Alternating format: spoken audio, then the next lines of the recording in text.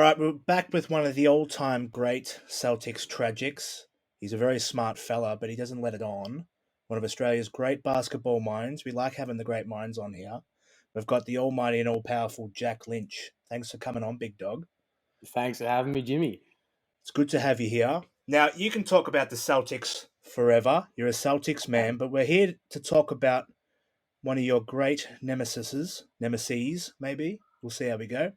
But before we get into that, we want to warm you up a bit. Where did this love for the Celtics come from? What happened? Um, it's a shout out to a good friend of mine, Jack Stevens. Was at his place in 2007 playing NBA Live '06 on the PS2. Oh, And I knew nothing about NBA, but was scrolling through the teams, and given my family's Irish heritage, I thought, here we go. Here's a little shamrock. Better pick that bad boy. And in my first game, I hit a buzzer beater with Paul Pierce. So ah, after that, it was good to go. you experienced the truth, didn't you?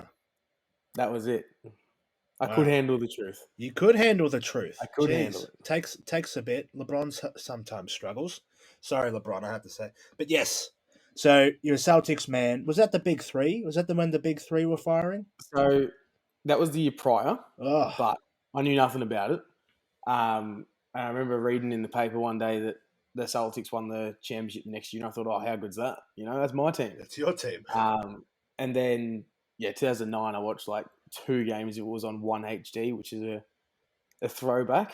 Oh, But then, as I got older and found out you can stream illegally online, and then eventually had a job and got League Pass, and then, it just all fell into place. yeah. So the Celtics had a pretty tough year this year, but I want you to touch on your emerging star. You've got someone who's really coming into their own. It's Time Lord, right? We've got Time My Lord boy, coming along. What do my you think of boy, old Robbie? like his first ever playoff game. Actually, no, it wasn't his first ever, but first ever playoff start, maybe. Either way, had 9 boxing game one this year. He's just sensational. He still has no idea how to play basketball. But I've always, since like I started watching him when he got picked up, everyone gets excited by his dunks and blocks. But I've always said his passing is his best skill. And he had a few 5 or 6 games this year. So I've said this on another podcast before. Shout out to the Bronx Stew if anyone's listening. I said, when people are trying to work out the missing piece with Tatum and Brown, I said it over 12 months ago that Robert Williams will be the one. Time Lord. Whether I'm speaking or not into existence or not, I don't know. But I'm a believer. I reckon in the very small chance if Robert Williams becomes a superstar or even just a very, very good player, I think Time Lord would be one of the all-time go-to nicknames for a good player. It's so good. Now, all right, so let's get into the big stuff. You don't like Philadelphia. We've heard that on the Bronx No. Cheer Squad. It's been an ongoing love affair for you. Big Nafe, the co-host of the Bronx Cheer Squad, is a well, let's say was a big fan of Ben Simmons. We have to see where he's at now. But He's not happy. I wanted to get your take. So you're an Australian fella like me. We grew up somewhat near Ben Simmons. We've run into Ben Simmons in the past playing basketball. You see him go to the NBA, number one draft pick. There's a lot of promise, there's a lot of potential. But now it seems to have come to a grinding halt. Philly's been knocked out. Just what is going on with Ben Simmons in your eyes? Jesus, who bloody knows? But you know me. I've been criticizing him before most people. Um, one of the takes I've had that's actually turned out to be potentially true. But from his first year, there's been no improvement on the offensive end. His defense has improved phenomenally, so credit where it's due. But offensively, he's the exact same player he was when he came into the league, and he Mm. came in as a raw prospect that had a lot to work on. Um, and I think the longer he's in the league, the more games he plays, the easier it is to scout him and the easier it is to defend him because you know exactly what's coming. Mm. And I think his most recent playoff series has proved that. Yeah. So The obvious down point of Ben Simmons is the jump shot. It's not existent at this point. So his junior coach, I've got his name here. What have we got? Who is it? Junior coach from somewhere, Kevin Boyle, the high school coach at Montverde Academy. He reckons that Ben Simmons' jump shot and the woes he has with it is all mental. What's your response to that? Potentially. There aren't many players that even refuse to take shots. So you got someone like Marcus Smart, who's the easiest name to come out there because he was criticised for being one of the worst chuckers of all time, and now he's turned into like a 36-ish% shooter, which is more than respectable. And it's, a battle of, do I keep shooting that potentially at my team's detriment that might help them in the long run, or if I flat out refuse to shoot, then we're essentially playing 4-on-5 basketball. But if I do miss a shot, it's essentially a turnover. So where do you draw the line? For someone to, have this many years in the league now and refuse to shoot 99 times out of 100, you assume that it's at least partially mental. But then you see him shoot pre-game, and he still can't even do it. There was a footage of him in the playoffs this year pre-game, in warming up, taking transition threes, and it's like, if that's not your role, at best you might shoot a three from the corner or from the wing. Why are you taking transition threes with your footwork? You're taking the wrong step forward at the wrong time. So I don't know what the coaching staff's saying to him, if they're trying to babysit him and not push him, but there's something there where he's refusing to, and wouldn't surprise me if it was mental. Do you think he can salvage some sort of a jump shot? Let's say 32% shooting, 34 even. Do you think it's possible? Not really, but I mean, it is possible, but it's so unlikely. Yeah. I don't know. Kawhi Leonard's a good example. He came into the league as a project that couldn't shoot at all, and San Antonio completely reworked his shot, and he's got such a iconic release now, where he's got such a high release point. Yeah, beautiful. And by all media reports and whatnot, that wasn't natural for him at all, and he struggled shooting, and even like a missed free throw led to Miami winning the championship in 2013. But there's one example of what happens when you can rebuild a shot. But then you've got on the other hand, you've got Michael Kidd Gilchrist, who's famously got one of the ugliest jump shots of all time, and he's almost out of the league now because of it. So if I was a coach in this situation, you'd think this is our only option. But I would be trying to work with what we got to begin with and see if there's anything there. But, give him a season with just saying, shoot the ball whenever you're open. And obviously it's not going to be so successful, but even if it is around 25%, you take that at this stage, especially during the regular season. And then give him another off season and then work on reconstructing it. Do you think Philly's the team to do that with him, or do you think he should head somewhere else? I think he's out the door. Yeah. Just after everything that's happened, I don't think you're going to make a roster work with Embiid, who has to, bang down low. And yeah, he can stretch the floor, but he's not a great three-point shooter by all means. And Simmons, if your two best players need to be, within 3 feet of the hoop to score most of their points, it's going to struggle. And Embiid had a career year this year with, the inclusion of Danny Green and Seth Curry, like two probably the best shooters he's played with. Maybe Bellinelli, JJ Redick, of course. But just giving him that space clearly worked. Whereas, when he's on the floor with Simmons, that just negates that. So I wouldn't be surprised if he's shipped out, but it's a matter of who wants him and what they'll try and do with him. What I've heard on the grapevine, and the grapevine's not a good place to find NBA news, but I'm going to go with it anyway. Potential for a Ben Simmons to Portland trade. Do you think that could work? So you could go with CJ McCullum, straight swap for Ben, more or less. Maybe a couple draft picks involved to balance it out for either side. But Ben and Dame, could that work? I think it could work. But I don't know what team. I don't think Philly would want to take the risk on McCullum Mm. due to his big contract, and he's another guy that's proven that in the playoffs he struggles. As an undersized guard that can't really defend, that's a recipe for disaster in the playoffs. We've seen that with so many players. For even like early in Steph Curry's career, that was his biggest weakness. And it took to have one of the best defensive teams ever around him for him to find success because you could hide him on defense. Even Kemba Walker this year, going back to the Celtics, this is another example of what an undersized point guard, how hard it is in the playoffs. Yeah. So it would still be a better option in terms of better fit for Philly, but I don't think they'd do it because of the contract situation. But yeah, it's the NBA. Yeah, you can't rule anything you don't out. know what's going to happen these days. Jeez. So the other rumor of a Philly trade, I think this is more speculation than real, but Dame Lillard requests to trade, right?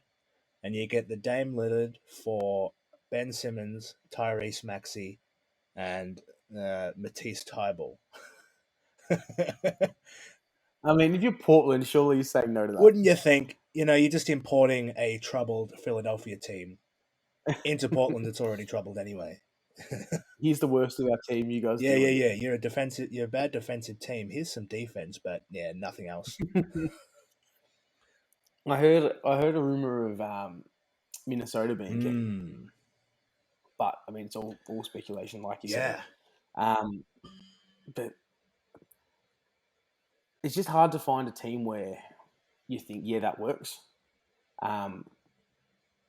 Weirdly, I think his best player comparison to where he could find success would be someone like Draymond Green, in terms of you're playing like a safety 5 or safety 4 in defense and running the offense and hardly shooting. But I think I would look good on a team with Durant, Curry, Klay Thompson, and whoever yeah. else.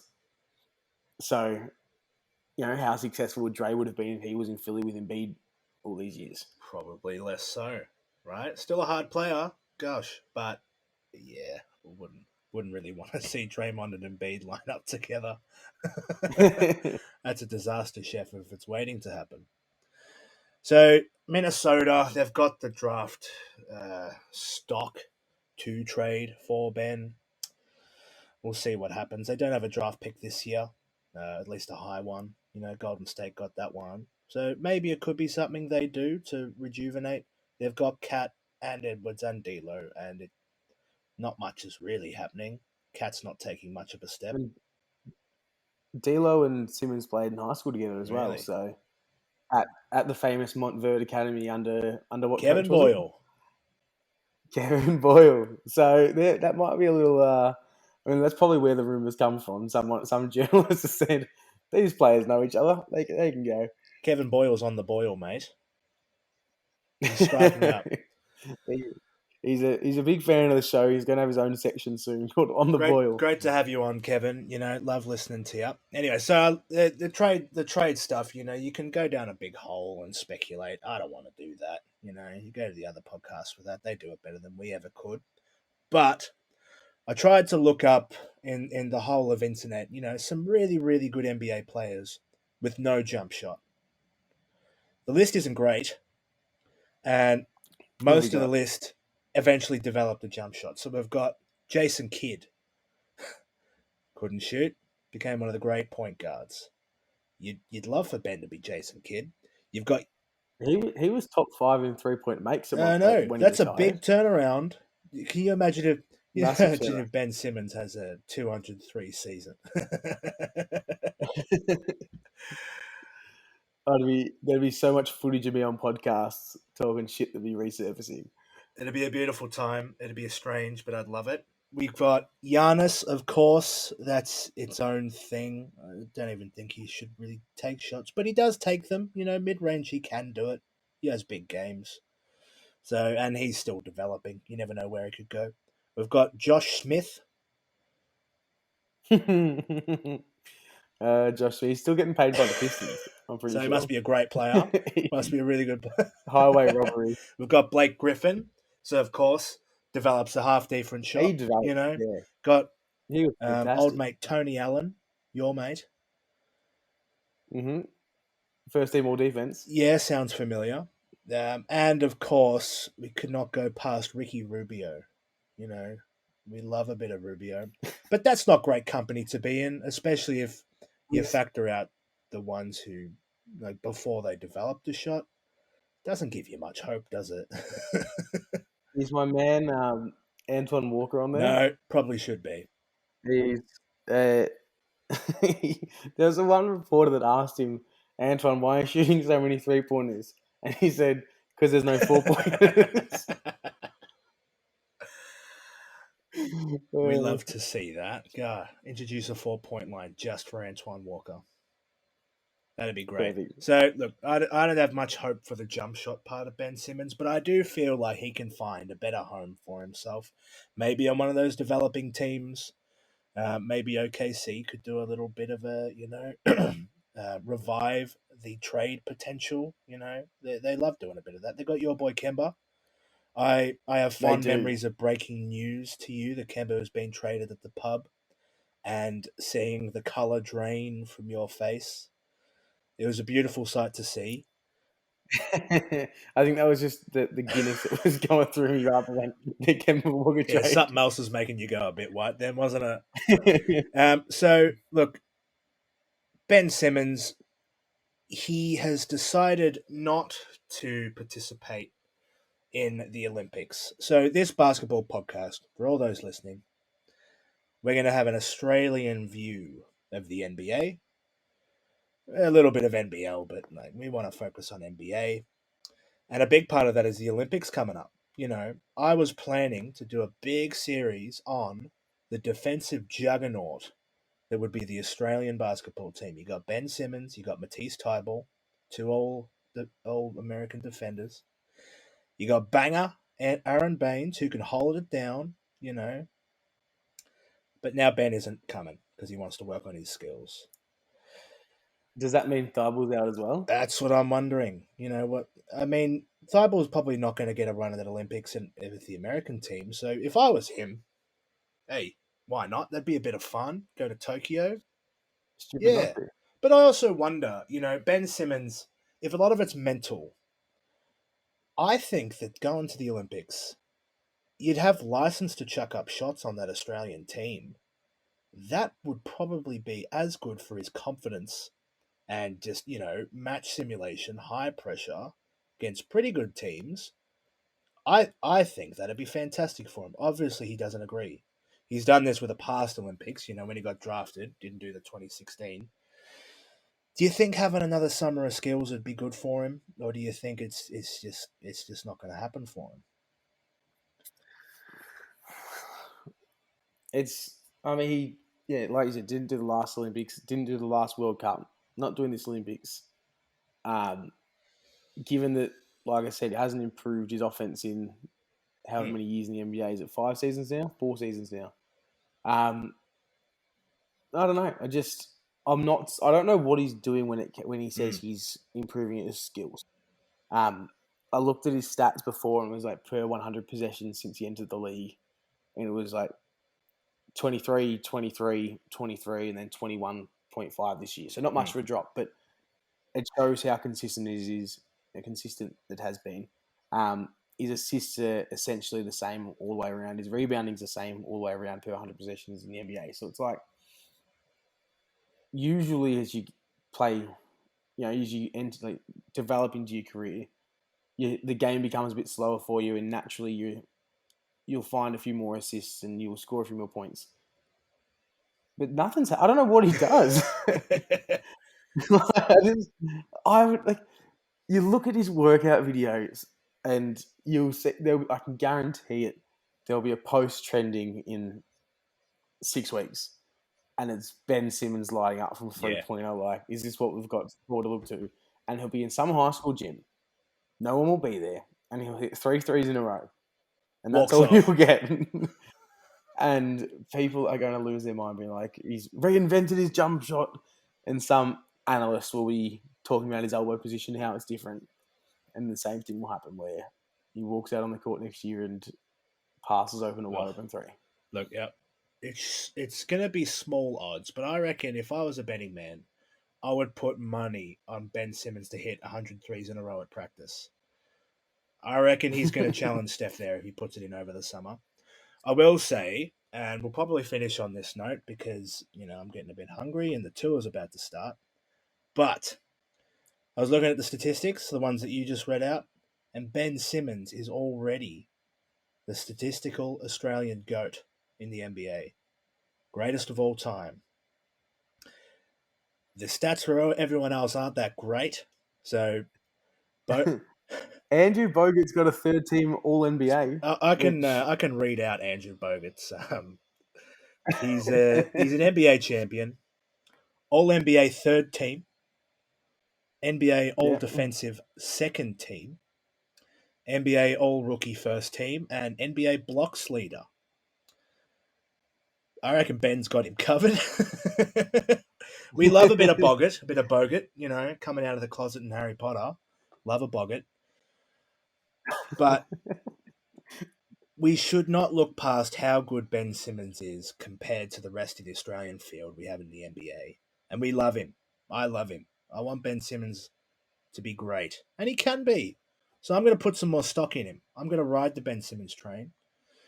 Check back in with me in 10 months, Jack. And we can see how we go. Will he be playing for Philly? Nah, That's the surely question. not. I think he needs a fresh start, both in terms of a different team, but also from a mental standpoint. You've seen it work for plenty of other players, and they've revived their career somewhere else. I wouldn't mind it. Well, I couldn't believe as well, just in terms of is Philly Hmm. the right fit for him, that both Embiid and Dot Rivers threw him Yeah. under the bus after their Game 7 loss. So I think not only does Ben not want to be there, I don't think Embiid wants to No, play I with mean, him. no Embiid's temperamental at the best of times, right? And if you're going to cater to one of the two stars, it's going to be Embiid. He was almost MVP. You want to do what he does. I remember questioning whether you would trade Ben Simmons for James Harden at the start of the year. I was a big James Harden man. I didn't want to see him at Philly, but yeah, now I see why. Harden and Embiid would be amazing together. Nonetheless, I'm getting on the Ben Simmons train. We're going to talk about him again at some point. Thanks for coming on, Jack. It's been fantastic. You got a plug to Anytime, give my us friend, again? What do you anytime. got coming up? I've got nothing coming up. Myself and my good friend Nathan, well, he runs the show, but I get credit. The Bronx Cheer, that's the podcast. So we're taking a little break at the moment. Nate's got a big plan for it, so he wanted to take a break, get everything right, and then come out firing. So check Sounds that like bad boy Nath out. and Ben Simmons are on a bit of a in sync there, a bit of synchronicity going on. Take a break, come back, firing. he might he might change teams. So who knows? Fantastic. I Thanks might for be out of coming a on, job. Jack. In the next episodes coming up, we're going to look at the upcoming draft. We're going to look at the Australians who missed out on the NBA championships and where they can go next. And we'll figure out what else we can do. Good on you, Jack. Thanks for this. Have a good one.